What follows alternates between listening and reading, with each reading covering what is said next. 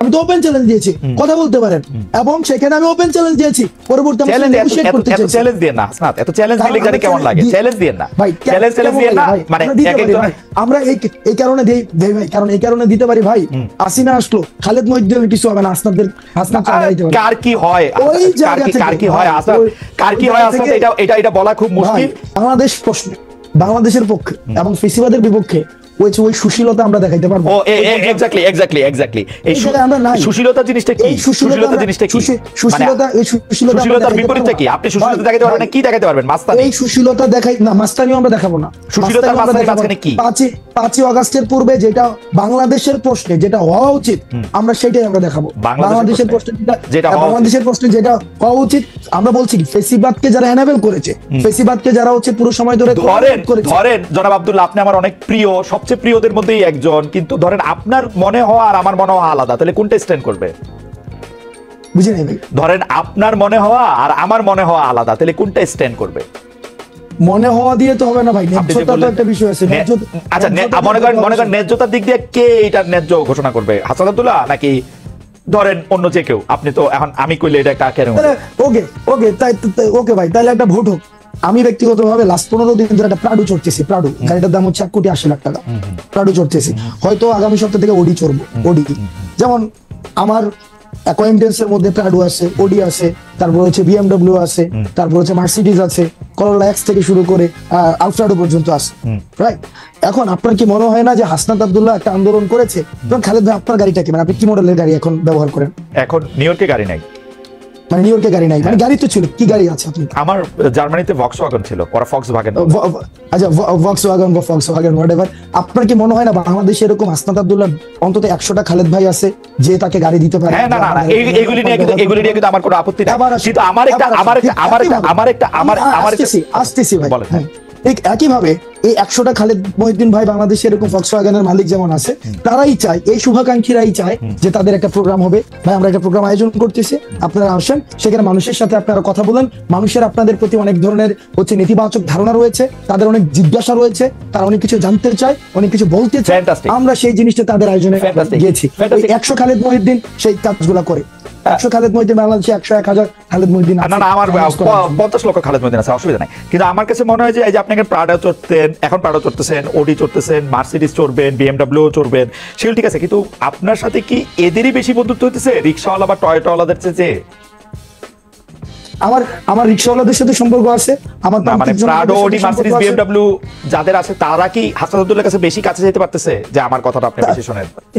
আমি এই যে প্রাডুটা নিয়ে হচ্ছে রিক্সাওয়ালাদের কাছে যাচ্ছি, প্রান্তিক জনপদের কাছে যাচ্ছি, মানে প্রাডুটা নিয়ে যাইতেছি, প্রাডুটা নিয়ে যাইতেছি। এই প্রাডোটা কি আপনি একটা স্টেটমেন্ট হিসেবে ব্যবহার করতেছেন যে দেখো আমার কাছে একটা প্রাডো আছে? কারণ আপনি ইচ্ছা করলে একটা টয়োটাওয়ালারও নিয়ে যেতে পারতেন, তাই না?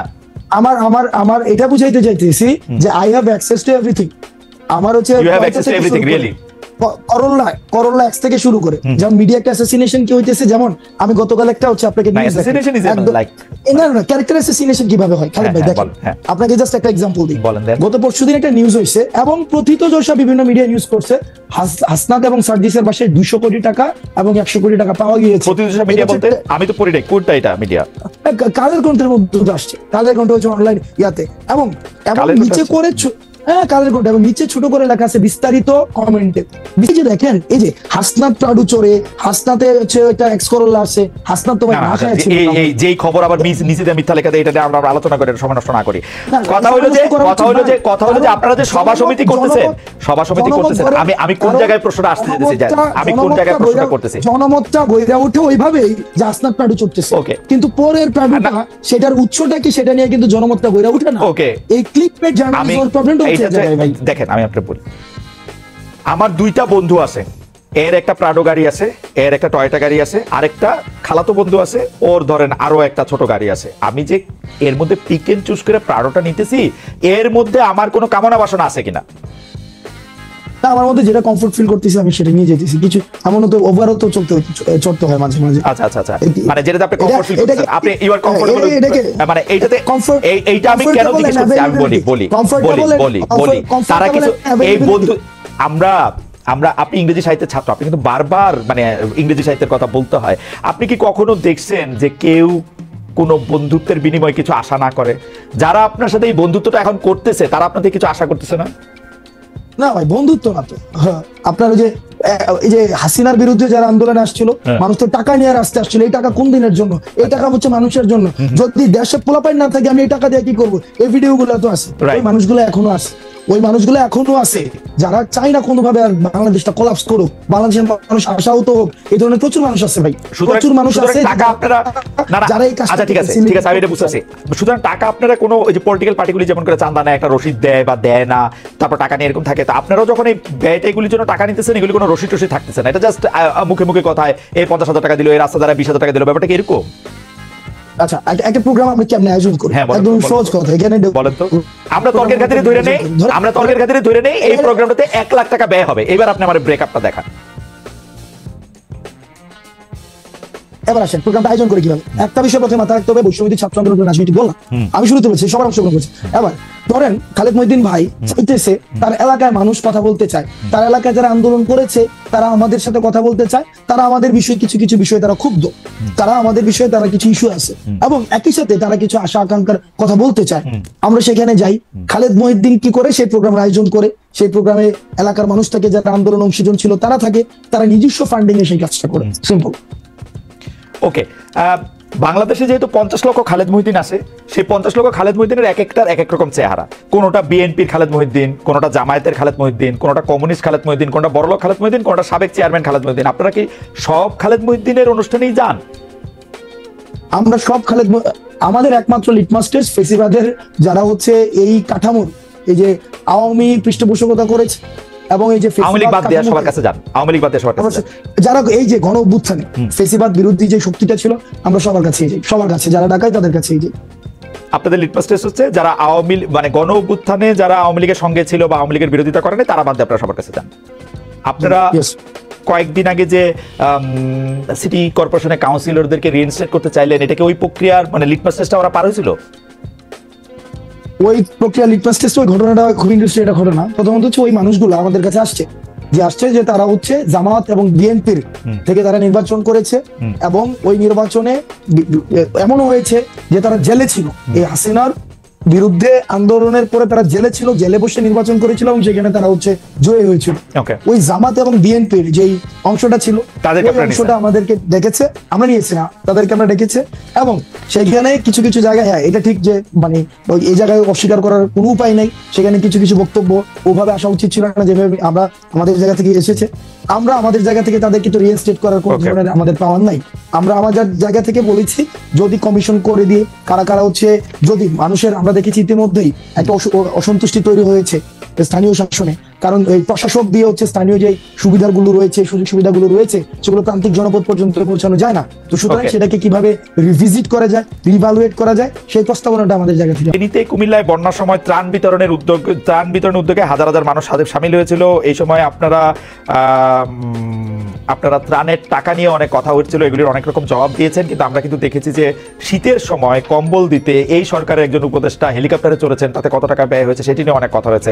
এই বিষয়গুলো আসলে আপনারা নিজেদের মধ্যে কি আলোচনা করেন, যে মানে এটি আসলে কিভাবে, কি ব্যাখ্যাটা কি আসলে, কেন হেলিকপ্টারে করে যেতে হবে, মানে উনি গিয়া কম্বল দিলে কি হবে, না দিলে কি হবে, মানে বিষয়টা কি আসলে?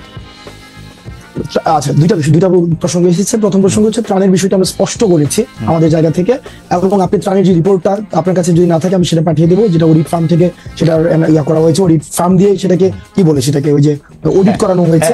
সেখানে কিন্তু প্রথম পেজে হচ্ছে আমাদের ভুলগুলো লেখা হয়েছে, সেখানে খুব সম্ভবত 12 লক্ষ বা 13 লক্ষ টাকার, আমি যদি ভুল না করে থাকি, বলা হয়েছে এটা রিসিপ্ট নাই, মানে এই টাকাটা যে খরচ হয়েছে এটা রিসিপ্ট পাওয়া যায়নি।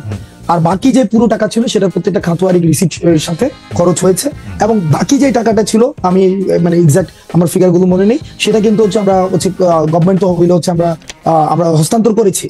এবার দেখেন, যদি এখান থেকে অর্থ তছরূপ হতোই তাহলে প্রথম পেজে লেখা হইতো না যে এখানে 12 লক্ষ টাকা রিসিপ্ট নাই।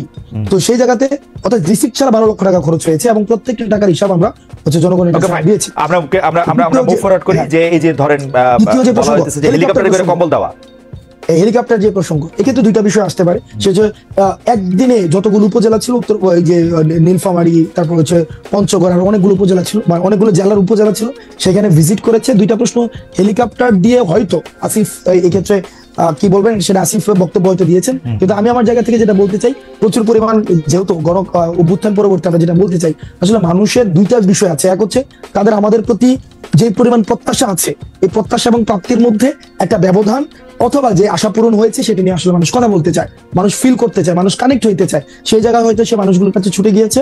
এবং আরেকটা বিষয় যে শুধুমাত্র কম্বল দেওয়ার জন্য সে উত্তরবঙ্গে গিয়েছে, এই বিষয়টি সত্য নয়, এটি অসত্য। কম্বল এটা হচ্ছে একটা উপলক্ষ ছিল, এটি ছাড়াও বিভিন্ন উন্নয়নমূলক কাজ এবং এই যে মানুষ শুনতে যাওয়া, মানুষের কাছে যাওয়া, মানুষের কাছে পৌঁছানো। এই কম্বল কি আসলে আপনি কি খোঁজ নিয়েছেন? এই কম্বল তো সরকারি ত্রাণ থেকে গিয়েছে, মানে সরকারি টাকা থেকে কম্বল দেওয়া হয়েছে, তাই তো? আসিফ তো মনে হয় নিজ উদ্যোগে দেয় নাই, বা নিজের ফান্ড থেকে দেওয়ার তো বিষয়, ওর নিজের ফান্ড আছে বলতে আমি জানি না। ওকে, সরকারি উদ্যোগে তো মনে হয় তাহলে কি সরকার সেই হেলিকপ্টার যাত্রারও ব্যবস্থা করেছে বিভিন্ন জায়গায় যাওয়া যায়? আমি যদি ভুল না করে থাকি, বা আপনি এই বিষয়ে আরো আমার থেকে আরো ভালো সরকারি যাতায়াত, সরকারি যে সরকারের টাকাই তো গেছে, মানে যদি মানে ওরা যারা সরকারি ব্যক্তি, সরকারি ব্যক্তিদের যাতায়াত তো সরকারি। আপনার কাছে আমি যদি ভুল না করে থাকি, এবং এই বিষয়ে আপনার কাছে কি ঠিক মনে হয় যে ধরেন আওয়ামী লীগের আমলে এগুলো আমরা খুব বেশি পরিমাণে দেখছি, বিএনপি জাতীয় পার্টির আমলেও দেখছি যে সরকারি টাকার ত্রাণ সরকারের কাছে পৌঁছাই দিলে ডিসি ওনারাও গিয়ে পৌঁছাই দিয়ে আসতে পারে, কিন্তু যে জনসংযোগ করা, জনগণের সামনে হাজির থাকা, জনগণের সামনে রেলেভেন্ট থাকার জন্য নিজেও যাওয়া হেলিকপ্টারে করে, এটা ঠিক লাগতেছে? মানে ইট ইজ ওকে?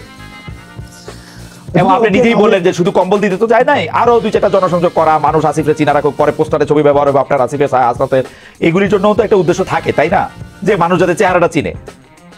মানুষকে ওখানে না গেলেও মানুষ চেহারা চিনে, ওই যে ওখানে গিয়া চেহারা পরিচিত করাইতে হইব, খালেদ মহিউদ্দিনকে পঞ্চগড়কে পরিচিত করাইতে হইব, কম্বল বিতরণ করে খালেদ মহিউদ্দিন না, খালেদ মহিউদ্দিন ওইটা না, খালেদ মহিউদ্দিনের এমনি মানুষ চিনে, আসিফের মানুষ এমনিও চিনে।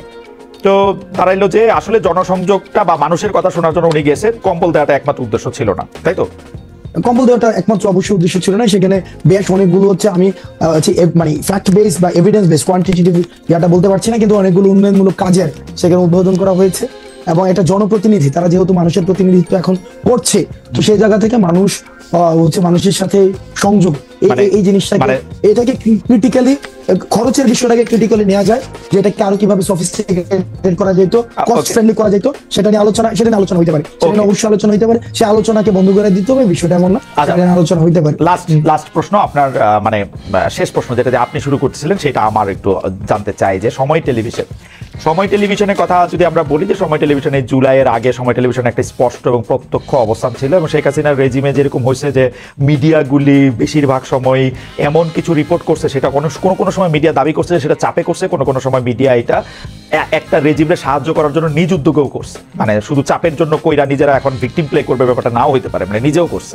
আমার অভিজ্ঞতা এরকম বলে যে নিজেরা থেকে তারা বেশি ভালো হইতে গেছে শেখ হাসিনার কাছে, এরকম আমি দেখছি, নিজেরাও করছে। এখন সময় টিভির ক্ষেত্রে এটা দুইটা অভিযোগই করা যেতে পারে, কিন্তু 5 আগস্টের পরে জিনিসটা যেটা হইলো, জনাব হাসনাত আব্দুল্লাহর কাছে খবর আসলো, বা জনাব হাসনাত আব্দুল্লাহ ভিডিও এভিডেন্স দেখলেন এরকম, যে সময় টিভি এখনো এই জিনিসটা করে যেতেছে, ব্যাপারটা কি এরকম?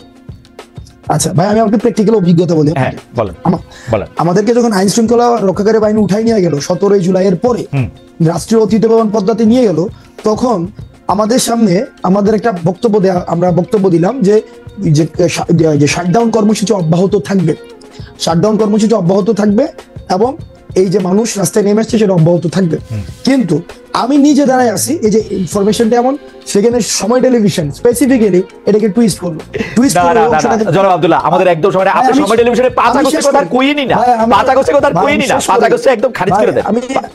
আমি শেষ করি ভাই, নিউজগুলো কেমনে হইতো, আমি তো ভিকটিম ভাই, সেটাই 5 আগস্টের কথা কইেন না, আমরা সবাই সাক্ষী দিতেছি আপনারা ভিকটিম সময় টেলিভিশন দিয়া।